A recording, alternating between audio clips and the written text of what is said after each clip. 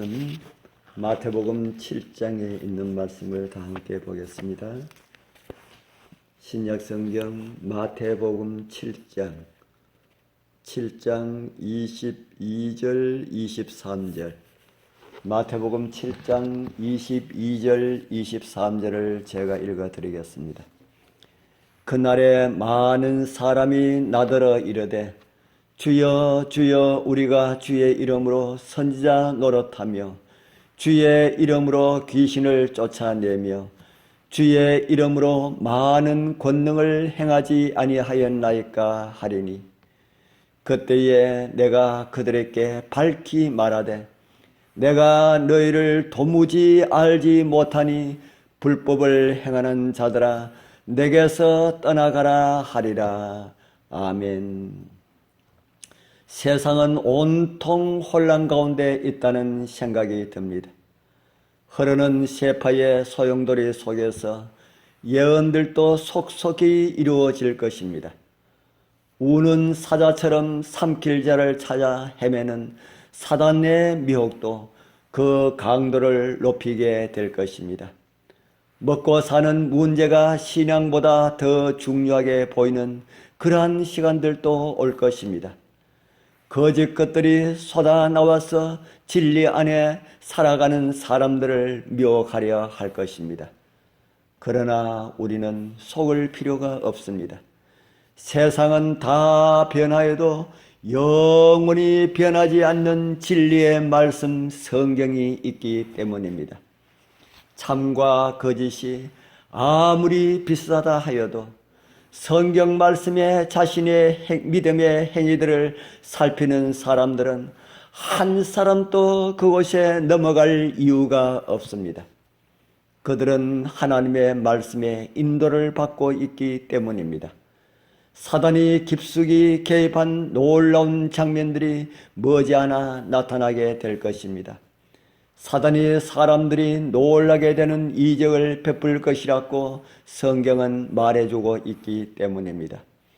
그는 사람들을 병들게 했다가 사단적인 능력으로 갑자기 제거해 버립니다. 그러면은 그들은 치유받은 것처럼 그렇게 생각을 합니다. 이처럼 눈에 띄는 치료 현상이 제7일 안식일 예수 재림 교인들도 시험을 당하게 될 것입니다. 큰 빛을 지녔지만은 빛 가운데 걷지 못하는 사람들이 많이 있습니다. 진리를 가졌다고 하지만은 진리와 무관하게 살아가는 사람들이 많이 있다는 말씀입니다. 경건의 모양은 있지만은 경건의 능력이 없는 자들이 하나님의 백성들이었고 남은 백성이라고 하는 재림을 기다린다고 하는 성도들의 무리 속에 있다는 것입니다. 그들에게 있어서 사단의 이적에 의한 미혹은 살아계신 하나님의 백성들을 정결케 하는 하나님의 수단이 되어서 교회를 정결케 되는 일들을 이루어 줄 것입니다. 그때에 수많은 사람들이 남은 자손에게서 떨어져 나가게 될 것입니다. 이유는 단 하나입니다. 말로는 주님을 믿는다고 하였지만은 그리스도와 하나가 되는 경험이 없이 말로만 믿음을 가졌다는 신앙, 그 믿음의 신앙 때문이라는 그 이유입니다. 그리스도와 하나가 되는 경험을 하지 않았기 때문이라는 말씀입니다. 야곱의 환난 때에 큰 번민에 빠져서 아이를 해산하는 남자가 있는가 보라는 말씀처럼 하나님의 확실한 약속을 구하면서 울면서 기도하는 자신을 살피는 하나님의 백성들이 있습니다. 악인들은 그들을 조롱하며 죽이겠다고 위협합니다. 얼마 되지 않는 작은 수를 보고 남은 백성이라고 하는 자들이 약하다고 형편이 없다고 깔보고 그 수가 적다고 비웃게 됩니다. 마치 느헤미야 시대의 성벽을 보고 여우가 올라가도 무너질 것이라고 비웃었던 이방인들처럼 말입니다. 의도적으로 그들은 경멸하며 깊은 상처를 주고 그곳에서 이탈시키려고 합니다. 지금이라도 늦지 않았으니 그 무리 속에서 이탈하라고 합니다. 마치 방주 속에 들어가 있던 노아의 식구들을 그 문 밖에서 나오라고 했던 그들과 같은 그런 일들을 하게 될 것입니다. 그들은 세상의 나머지 부류와 같은 모습으로 살아간다고 비난합니다. 아무 거래도 하지 못하도록 생계의 모든 것들을 다 끊어놓고 우리가 찢어지게 가난하고 처참하다며 비아냥대기도 합니다.